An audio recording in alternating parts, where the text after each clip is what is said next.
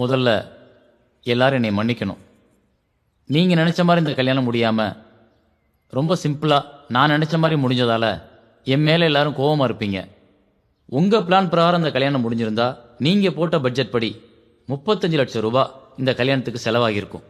ஒரே நாளில் அந்த 35 லட்சமும் காலியாகிருக்கும். இப்போ அந்த 35 லட்சமும் என் கையில். இது என்னோட தங்கச்சிக்கு நான் கொடுக்க போகிற கல்யாண பரிசு. இந்த பணத்தை என் தங்கச்சி பேரில் பேங்க்ல போட்டிருக்கேன். மாப்பிள்ளைக்கு பிடிச்ச தொழில் விவசாயம்னு சொன்னார்.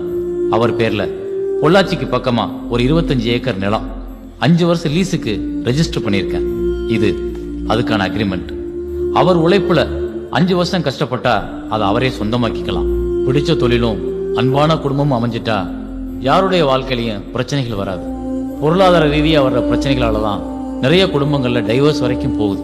நம்ம கிட்ட இருக்கிற பணத்தை திருமண சடங்கு சம்பிரதாயம்ன்ற பேர்ல ஒரு நாள் விசேஷத்துக்காக எல்லாத்தையும் செலவு செஞ்சுட்டு 6 மாசத்துல குடும்பம் நடத்த பணம் இல்லாம கணவன் மனைவிக்குள்ள பிரச்சனைகள் வருது. அந்த ஆரம்பம் தான் அடுத்தடுத்து அவங்களுக்குள்ள கேப் போறதுக்கு காரணமா இருக்கு. ஒண்ணு நிம்மதி இல்லாம வாழ்றாங்க, இல்லைன்னா கல்யாணம் செஞ்ச கொஞ்ச நாள்லயே பிரிஞ்சிடுறாங்க. இது போல எந்த காரணங்களுக்காகவும் என்னோட தங்கச்சி வாழ்க்கை அப்படியெல்லாம் ஆகிடக்கூடாதுன்ற ஒரு நல்ல எண்ணத்துல தான் நான் எல்லா செலவுகளையும் குறைக்கிறதுக்காக இப்படி நடந்துகிட்டேன். மனைவியோட கனவுகளுக்காக ஓடி ஓடி உழைக்கிறதுலயே கணவனோட வாழ்க்கை போயிருது. கணவனோட பலத்தை உணராம இருக்கிறதுனால மனைவியோட வாழ்க்கை அர்த்தமில்லாம ஆயிருது. கல்யாணம்ங்கிறது 6 மாசம் சந்தோஷமா இருக்கிறது இல்ல, ஆயுள் முழுக்க சந்தோஷமா இருக்கிறது. 50 வயசுக்கு அப்புறம் தான் உண்மையான காதல் கணவன் மனைவிக்குள்ளே ஸ்டார்ட் ஆகுது.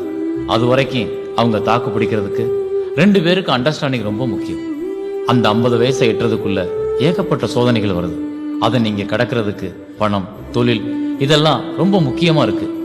ஊருக்காரங்க முன்னால தன்னோட கௌரவத்தை காட்டணும்னு கடன் வாங்கி எல்லாத்தையும் பண்ணிட்டு பிரச்சனைகள் வரும்போது பணத்துக்காக ஒவ்வொருத்தரும் எப்படி அலையிறாங்கன்றத நான் கண்கூட பார்த்ததுக்கு அப்புறம் தான் இந்த முடிவுக்கே வந்தேன்.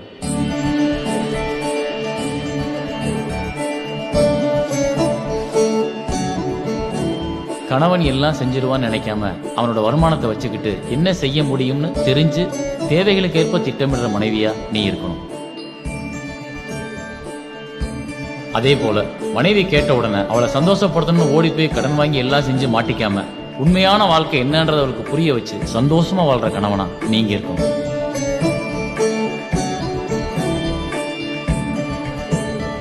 வாங்க.